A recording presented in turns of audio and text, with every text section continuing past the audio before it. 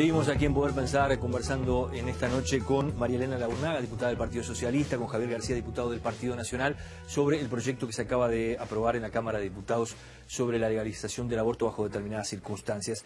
La diputada me decía, tengo derecho a réplica en este caso sobre lo que dijo el diputado del Partido Nacional. Sí, porque el diputado te hace contestar a ti que tú no... Yo no contesté nada. No abortarías, tú no contestaste nada. Bueno, pues yo lo que le puedo asegurar al diputado, y él lo sabe muy bien, que hay muchos hombres que sí desearían que sus amantes, que sus mujeres, que aquellos embarazos no planificados sean abortados. Incluso en el ámbito más próximo de la estamos hablando de tu nacimiento, estamos hablando del caso de cada uno. Estamos hablando del caso de cada uno. Bueno, yo quiero ahora explicar lo siguiente. No se trata acá de que unos son asesinos y otros son buena gente, porque no se trata de eso. No se puede cuantificar el número de mujeres muertas. Ayer un diputado de su partido llegó a decir, murieron solo 2 mujeres este año por aborto. Eso es poco al lado de los abortos. O sea, está cuantificando el peso de cada una de las muertes. Un disparate que hubiera sido mejor no traerlo hoy acá. Nosotros optamos por no manejar cifras, justamente para hacer del debate un debate serio y profundo. Esta ley, una de las cosas que obliga, es a que las instituciones del Sistema Nacional Integrado de Salud y el Ministerio de Salud Pública registren fehacientemente todas las consultas y todos los casos, de manera de poder ir evaluando todos los años el impacto de esta ley. Pero tengo que decir 2 cosas. En la evaluación, para hablar solo del Uruguay, el doctor Turén en el año 36, 37, 38 hace un balance del número de abortos que hubo en Uruguay entre el 33 y el 38, que es el periodo en que el aborto fue legal en el Uruguay. Y dice, en ese periodo se estimaba que era un 60% de abortos en esa época, cuando no había otros métodos anticonceptivos que hoy sí existen. Decía, en el periodo de la legalización es aproximadamente constata un porcentaje de 36% de aborto en el año 35. Entre el año 40 y 41, cuando ya se habían procesado 2 o 3 años de la legalización, ese porcentaje sube al 45. Para remitirme a un dato anterior. El último elemento de la dúplica que le pedía al diputado García es en relación al tema de los derechos humanos y que no se pueden interpretar los derechos humanos. Estamos de acuerdo en eso, estamos totalmente de acuerdo. Lo que pasa es que cuando se contraponen 2 derechos humanos, la legislación nacional tiene derecho a interpretarlos. Y la institución, digamos que el fundamento más complejo para los compromisos internacionales y constitucionales respecto al derecho de la vida está en la Convención, en el Pacto de San José de Costa Rica, en el artículo 4. Hicimos consultas sobre este tipo a 47 organizaciones e instituciones que pasaron por la Comisión. La Institución Nacional de Derechos Humanos, que en este tema, dirimió este tema por consenso todos sus integrantes, dice, en relación a este artículo del Pacto de San José de Costa Rica, el derecho a la vida, como otros derechos humanos, puede ser regulado en cuanto a su ejercicio en función del interés general o del bien común en una sociedad democrática. El carácter no absoluto del derecho a la vida puede verificarse en casos concretos de no penalización vigentes en nuestro derecho positivo, como es el caso del estado de la necesidad, de la legítima defensa, o como es el caso del honor que recién mencionaba, o como era el caso del duelo también. Hablemos un poco del proyecto en sí mismo. ¿No es mejor que haya un equipo médico que pueda dialogar con esa mujer que ha tomado la decisión de abortar, que pueda asesorarla, que tenga un tiempo para reflexionar, que se pueda blanquear e institucionalizar de alguna forma una situación que seguramente se va a dar de cualquier forma y en condiciones bastante más precarias que lo que está planteando el proyecto? A ver, 2 cosas. Primero, se empezó la discusión por el final, por el último eslabón, que es cómo se enmarca, cómo se legaliza la interrupción del embarazo. Pero nunca en Uruguay se dio la discusión, porque el Estado uruguayo es un Estado omiso en materia de protección a la mujer embarazada. Yo creo que el primer paso de la cadena es decir, a ver, tenemos un problema, mujeres solas, mujer embarazada en situación de riesgo, que generalmente es una mujer sola y joven. ¿Hay políticas de cobertura de amparo? No, son prácticamente inexistentes. Entonces, en vez de optar por tener políticas de amparo y de custodia para protección de la mujer, para tratar de discurrir en ese embarazo y poder concluirlo, se opta por el final del camino, que es el de la interrupción del embarazo. Eso me es otra dúplica, ¿no? Primero, bueno, yo cada cosa que voy a decir, al final hablo menos y todavía tengo dúplica, está difícil así. Primero, eso. Segundo, que el Instituto de Derechos Humanos haya opinado, yo lo respeto muchísimo, fueron a mi convocatoria de la comisión. Ahora, ahí no hay ningún constitucionalista. Todos los que fueron a la comisión, en materia de derecho constitucional, opinaron que esta ley era inconstitucional e inconvencional. ¿Por qué inconvencional? Porque viola la Convención de Derechos Humanos que fue ratificada en Uruguay.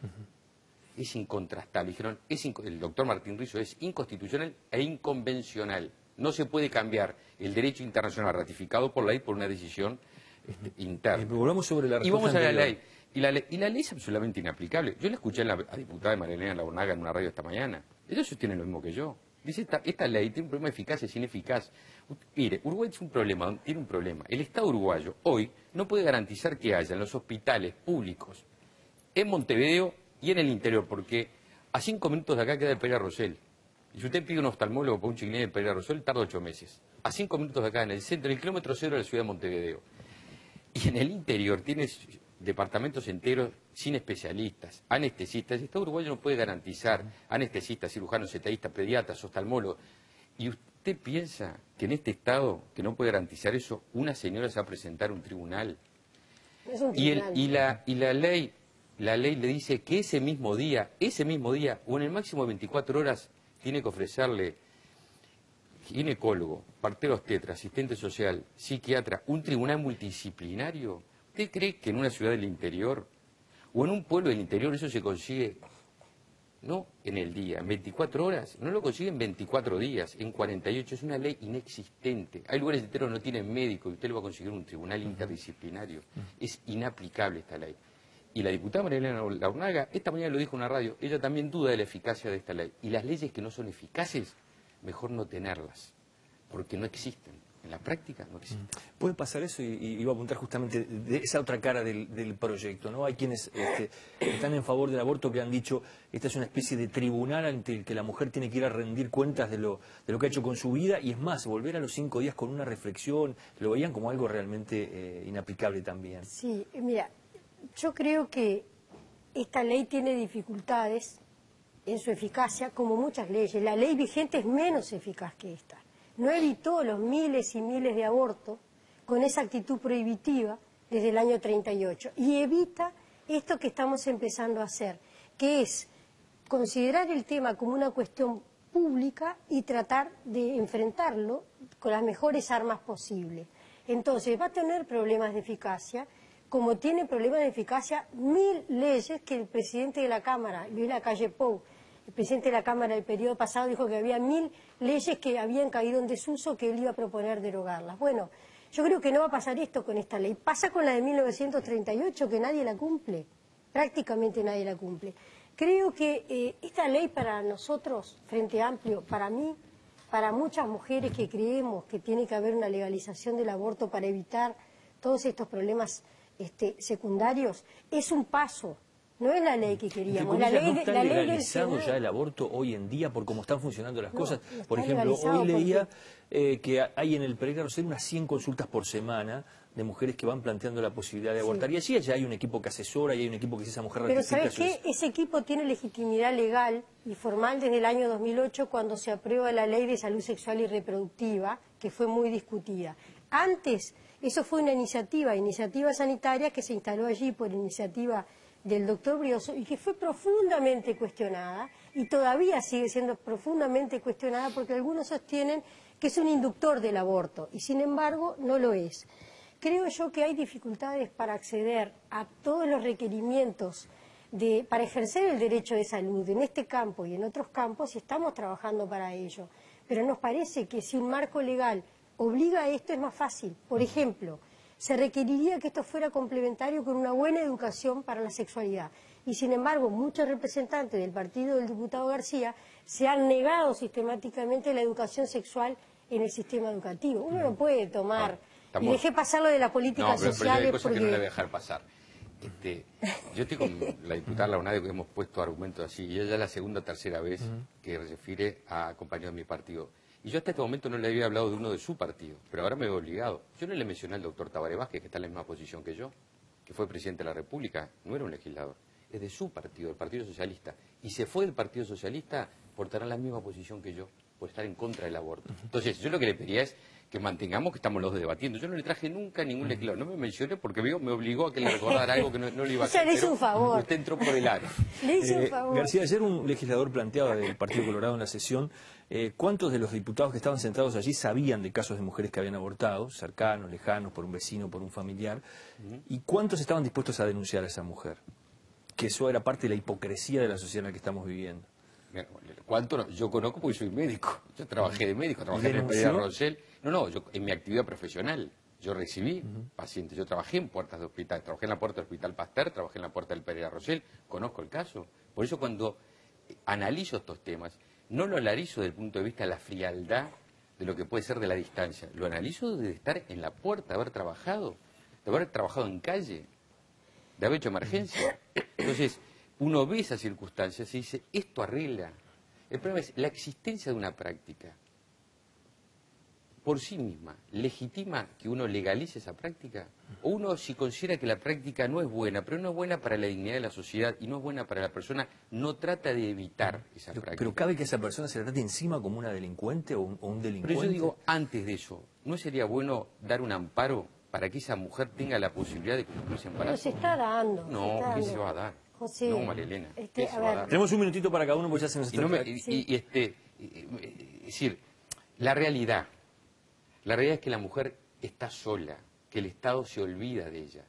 Es más, el propio presidente Mujica ha señalado, como lo señalamos nosotros, el problema que tenemos en la sociedad con respecto a este tema. Dijo hace pocos meses atrás, yo lo recordé en cámara, en Uruguay estamos viviendo un suicidio colectivo. Le doy un dato demográfico. En 1950, Maracaná, de cada 1000 latinoamericanos que nacían, 13 eran uruguayos, en Maracaná. En 2012, hoy, de cada 1000 latinoamericanos que nacen, menos de la mitad, 5,6 de 1000 latinoamericanos que nacen son uruguayos. Entonces, lo que tenemos que trabajar es para amparar, para proteger, para ejercer verdaderamente el derecho de esa mujer y para proteger el otro derecho. Nos queda un minutito. Creo que la interpretación del diputado García supone que yo soy madre muy feliz de un adolescente de 15 años, maravilloso, pero tengo 2 años de diputada. Todo el resto de los años de mi vida he trabajado como socióloga y como politóloga con el tema de género, con las mujeres, con la maternidad adolescente y con la prostitución adolescente. O sea que sé perfectamente de lo que estamos hablando y sé que muchos saben de lo que estamos hablando. Puedo decirle, hace 10 años había un 60% de niños que nacían por debajo de la línea de pobreza. Hoy hay todavía un porcentaje significativo, pero es menor al 30%. Eso es una política de población, eso es una política de protección, eso es una política de reproducción social. Usted no me puede decir, el diputado, ni nadie, cuando nosotros hemos multiplicado la asignación familiar, las políticas sociales, hemos designado a las mujeres como la perceptora del recurso, del ingreso, porque es la mejor administradora de los recursos que el Estado transfiere, y tenemos que sostener todo el tiempo debates donde nos acusan de estar dándole plata a gente que no trabaja, porque hay gente pobre. Entonces tenemos un sistema de políticas sociales basado en la asignación familiar, y en la asignación familiar por hijo que se multiplicó y que se agregó para los liceales, con la mujer como centro. Justamente, ¿por qué? Porque estamos tratando de generar condiciones para una reproducción social digna, que sabemos que se produce en condiciones todavía. Gracias por haber venido a los dos, Les agradezco por haber estado hoy. Gracias a ti. Nosotros nos vamos a una pausa, luego vamos a venir con un tema, justamente un informe que tiene que ver de alguna forma con esto, pero que no fue pensado a instancias de lo que pasó en la Cámara de Diputados, que es otra discusión que se está generando sobre el tema del parto en casa, del parto natural hoy, y hay organizaciones que lo están defendiendo, y cuál es la posición que ha tomado el Ministerio de Salud Pública. Vamos a ver las dos campanas en un informe especial después de la pausa. Ya regresamos.